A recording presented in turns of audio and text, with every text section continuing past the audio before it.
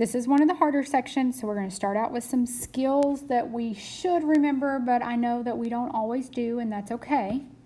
It is 192 in your workbook. So we want skills that will help. So we want to remember how to multiply fractions. So when I'm multiplying 2/3 times 1/2, if I have the same number up top as in the bottom, they cancel. And so that's like a 1 now, and this is like a 1. Then I multiply straight across. So 1 times 1 is 1. 3 times 1 is 3. If I divide, I actually have to multiply by the reciprocal. So what that means is I multiply by the flipped fraction. So in this case, 3/1. Notice we have 3's in common again that will cancel, so I'll multiply straight across, and I get 4 times 1 is 4. 1 times 1 is 1. And 4 divided by 1 is 4. 1/3 is already reduced, but 4/1 reduces to 4. The third skill we have to remember is factoring out the greatest common factor, so the GCF. So if I have x cubed and x squared, I'm thinking about like undistributing. That's a made up word, but I'm taking out what they have in common, factoring it out. And what do I have left? So ask yourself a multiplication problem. X squared times blank is x cubed. And that happens to be x. X squared times what is 3x squared? Well, that is 3. Okay. And the last skill you need is factoring a trinomial. So you need to know what two numbers multiply to get the last number and add to get the middle number. And when you set that up, you're going to set that up with an x in front. And then those two numbers that you come up with will go on the back side there. So the two numbers that multiply to get 7 are 7 and 1. And I know one of those have to be negative in order to get a negative. And I need it so that when I add them together, I get -6. So that means the 7 must be negative and the 1 is positive. Okay, so I'm going to go through some examples. Some are going to be harder than others, but it will be okay. All right. This one, example 1 is actually somewhat of a harder one, so I'm going to jump down here to example 2 because they are very similar as far as what we do. Okay, so 2a.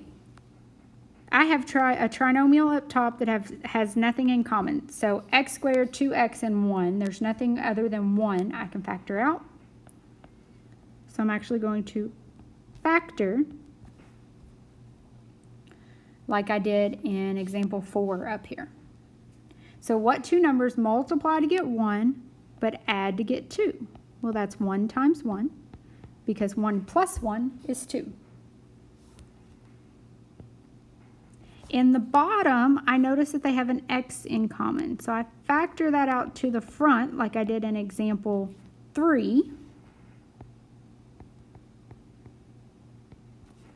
And I get this.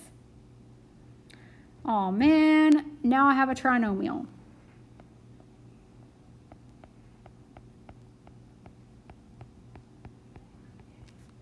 So I have to factor, again, top and bottom. So remember how I said that this section is hard? It's hard because it's long and it's not easy things that we have to do. And that part is not super fun. I know, I'm with you. I get it. Just please bear with me. We will get through this together. All right, so what two things multiply to get -3 and add to get -2? Well, that is -3 and +1. Notice this and this can cancel. I can only cancel one of something with one of the bottom. So in this case, I had two of the same thing in the top. I can only cancel out one of them to be left with this as my final answer.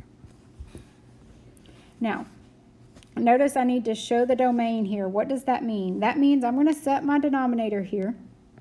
The one before I canceled stuff. not equal to 0, because that's all the things that the domain cannot be. So each piece of this is an answer. So x cannot equal 0. X minus 3 cannot equal 0. And x plus 1 cannot equal 0. So what does that mean? X cannot equal 0, 3, or negative 1, because if I add 3 there and I subtract 1 here, I get these 3 answers. All right, let's look at a multiplying and a dividing example, and I will be finished. Okay, these are so not fun, I'm sorry. X squared minus 16 factors as x plus 4 times x minus 4, because I think of that middle term as 0x. So what multiplies to get negative 16 but adds to get 0? And that's 4, negative 4. I can rewrite the bottom as factoring out a negative and writing x plus 9. What multiplies to get negative 90 but adds to get 1? It's going to be positive 10 and negative 9. And then what multiplies to get 40 but adds to get 14? That's 4 and 10. So I know those are not fun. You can take a second, pause, and try to factor on your own to see where I got those numbers. The more you practice those, the better you get. So Miss Reidner got those so fast because she does this a lot. She does math a lot. And so my mental math is pretty decent, and I know how those should be. All right. I actually put a wrong sign here. So that one should be minus. All right, now I need to cancel anything that is the same. So I'm going to cancel this and this. I'm going to cancel, oh, not that. I'm going to cancel this one and this one. I got one more that I can cancel. This one and this one. So all I'm left with is x minus 4 divided by negative 1, which is just negative x plus 4. And yes, some people may want to be overachievers and put the 4 first. No big deal. It does say give the domain. So that means here that x cannot equal 9. Remember, it's always just the opposite number. X cannot equal negative 4, and x cannot equal negative 10. So how did I get that? It's all of those opposite numbers. So there, here, and here. All right, we're going to do one dividing. I'm not actually going to go through this, but for this problem, you would just put the whole thing over 1 and then do the same skills that you would here if you want to try those. All right. Last one before I show you a multiple choice problem and how you can, let's call it use your resources, but sometimes I like to use the word cheat to still get the same answer. Okay, so dividing, I factor out the x because they have that in common, and I'm left with x plus 9. Remember, if I'm dividing, I'm really multiplying by the reciprocal. Okay, then I'm going to try to factor anything else that I can. So this one has a 3x in common. That leaves me with x minus 6 because 3 times 6 is 18. I can reorder this 6 minus x to be a negative x minus 6. So the x minus 6's will cancel. The x here will cancel with the x here. So 1 times 3 is 3. A negative times a negative x plus 9 could look like that. That could be a final answer. You could also simplify that a little further if you wanted. Quickly for the domain here, x cannot equal 0. Even though I canceled it out, it still can't be that.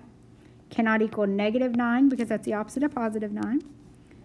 and it cannot equal positive 6 because I canceled out the negative 6.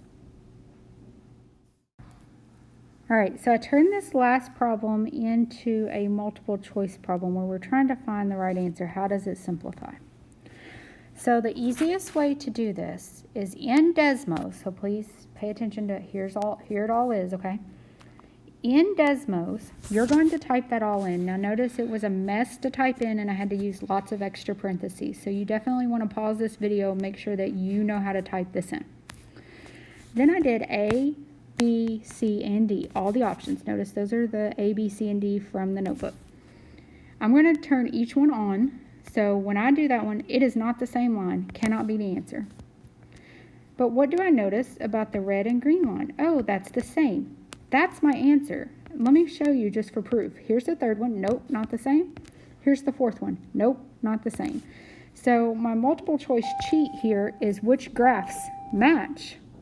And so that becomes your answer in multiple choice, making life much easier. So I told you I would get you through this. A lot of it's going to be because we're going to know how to do it multiple choice.